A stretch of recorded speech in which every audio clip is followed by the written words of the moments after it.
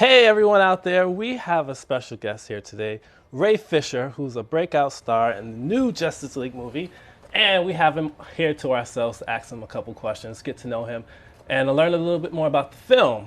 Welcome. Thank you. Thank you for having me. How are you doing? I'm doing good, man. Doing good. Been running around for the last couple weeks promoting the movie. Been to Beijing, back to L.A., London, back to L.A., New York, and then we go to Tokyo, and then that's it.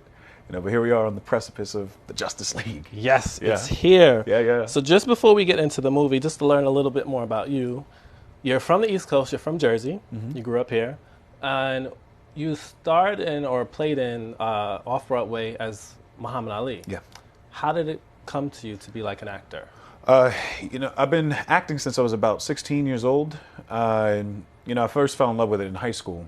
I had some teachers who was a bit of a class clown, and they suggested that I try out for the musical that we were doing that year, which was Into the Woods. And, it just stuck. I loved being able to, pretend like I was these other characters. I loved the sense of community. And when I got out of high school, I took a year off, and I was like, I need to figure out what I want to do. I really need to specify because I didn't want to go to a 4-year school, spend a bunch of money on a degree that I actually didn't want to do, right? So when I sat down and I thought about it, I said, I think I want to give this acting thing a shot. I want to give it a shot full time. And so, I tell my mom, I say, well, listen, I think I want to be an actor. I think I want to go to New York City and I want to pursue it. And she says the typical parent thing, which is, what are you going to do for money? Right. And I say, well, I'm already broke. I got nowhere to go but up, right? Yeah. So, it was kind of hard for her to refute that logic. And, she's always been super supportive, but, sometimes you do have to just test your kids just to make sure that's something that they'd be willing to follow through with. Right. And so, I end up coming out here to New York City and going to conservatory, which is a 1.5-year program. Oh, wow. And I get out of there and just start pounding the pavement, trying to find theater jobs. I was fortunate to work with the Shakespeare Theater of New Jersey, the McCarter Theater in Princeton, New Jersey, the Oregon Shakespeare Festival. You weren't playing. Oh no, I wasn't playing games. And then the New York Theater Workshop, where we actually did Fetch Clay Make Man, where I was able to portray Muhammad Ali. Right. And from there, I ended up getting an agent and a manager. The reviews were very favorable toward me in that piece. And Ang Lee was looking for someone to play Muhammad Ali in his 3D boxing movie that he was working on at the time. I'm seeing the resemblance a little bit now. Just a little bit? Like a younger Muhammad. Just imagine in the flat, a little bit of the fat top fade. And that was honestly one of the greatest experiences I've had. But that process in and of itself was about 3 years from the play being incepted to me actually being able to be a part of it when it did its New York off-Broadway run here. Right. And from there, I ended up going to LA for the first time, meeting some of the casting folks from the studios, and trying to just introducing myself to people. Right. And that's when the folks from Warner Brothers DC said, "Hey, listen, we're looking for somebody who may be like you for a role. We can't tell you what it is, Very but secretive. it's in the realm of Batman and Superman." And I said, "I don't care. Sign me up. Sign me up."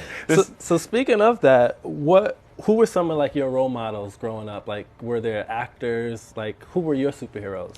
My superheroes they were real life superheroes. Like my mom and my grandmom. I'm the second youngest of 5 kids. My mother and my grandmother raised us, and my older brother, who is 10 years my senior. Oh wow. He was my male role model growing up. And so, I was 8 years old. He was 18. He's just the person I've always looked up to, even to this day. So. In the movie landscape of things, anything that was Batman related, I was a huge fan of. I love Batman too. Oh my gosh, He's the my favorite. Michael Keaton, even the animated series. I was like a huge fan of Batman the animated series, the Justice League cartoons, and Wesley Snipes' Blade. Anything Wesley Snipes was in the 90s, I was like, that one. I was all about it, man. Yeah. So you also said in the past that seeing yourself as an action figure is kind of freaky. Yeah. So what was it like when you got that call to do this movie and to possibly be this role? I was in my apartment and I was standing on a carpet that kind of looked just like this was on now. And when Zach gave me the call and he says, "Hey, Ray," and I say, "Hey, Zach," and he goes, well, looks like we're going to be making a movie. I freak out. I freak out. I'm like screaming. I'm swearing at him. I'm calling him a liar. I'm saying, you're playing a game. You're playing tricks. This is wrong. Why are you doing this to me? And when he finally calms me down, he says, no, we really liked what you did in the test, and we'd want you to be a part of it. And at that point, I said, well, listen, I appreciate you taking the chance and having the faith in me. I will not let you down. Yeah. That's exciting. Yeah, man. So in the film, Ezra Miller, who plays Flash, he's like a Joker, and your character is a bit serious, probably more than serious.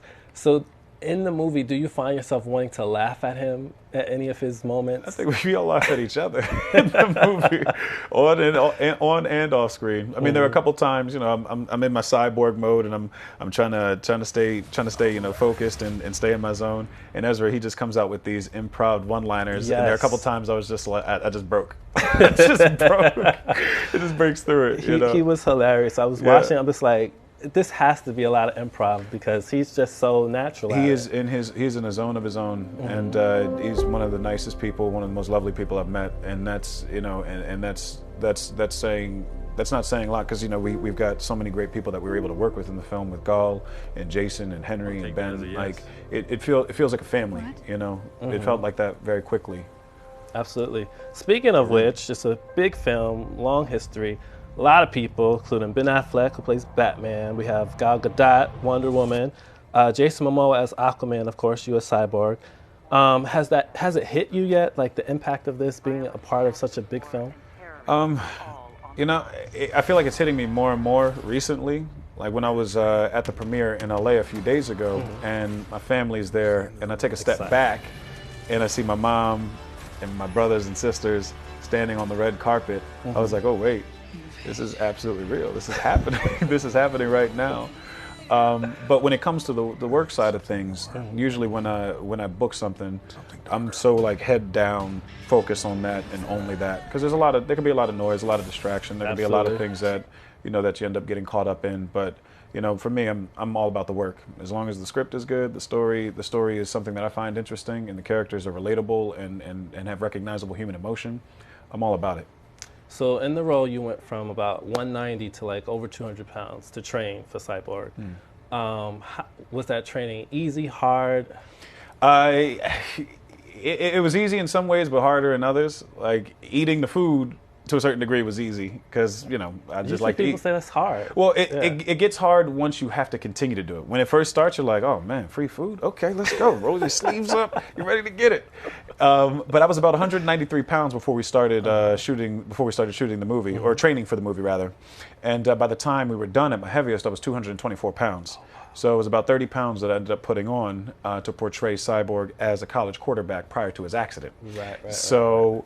The training process, Zach, he prides himself on making sure his actors, particularly superheroes, are ready to go in fighting shape, right? So he put us in the gym with Mark Twight and Stu Walton, and we trained 5 days a week, 2 hours a day. Ouch. And it was tough from the outset. That is tough. But I sort of like the discipline of it all, right? And so when I was training to put the weight on for Muhammad Ali, when I played him back in 2013, that was something I had to do on my own. So it was a privilege to have somebody that had a plan and say, like you know routine. what? Exactly. Like all you have to do is just follow the plan. Like I'm good at following directions, and you just see the results of it. Amazing. I mean, it's working for you, so you have to keep it up. We're seeing a new era of black superheroes and superhero movies at large, including like Luke Cage and Black Panther. What does it feel like to be in that company of actors and people like that? It feels good.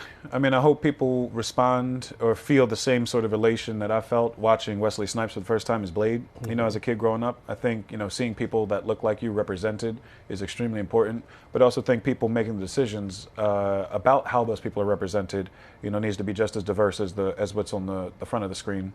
With Cyborg in particular, not only does he represent, to me at least, not only does he represent the people of color in the African American community, he also represents people who are differently abled. And that that he is an amputee. Absolutely. He does have, he has undergone a crazy amount of physical trauma.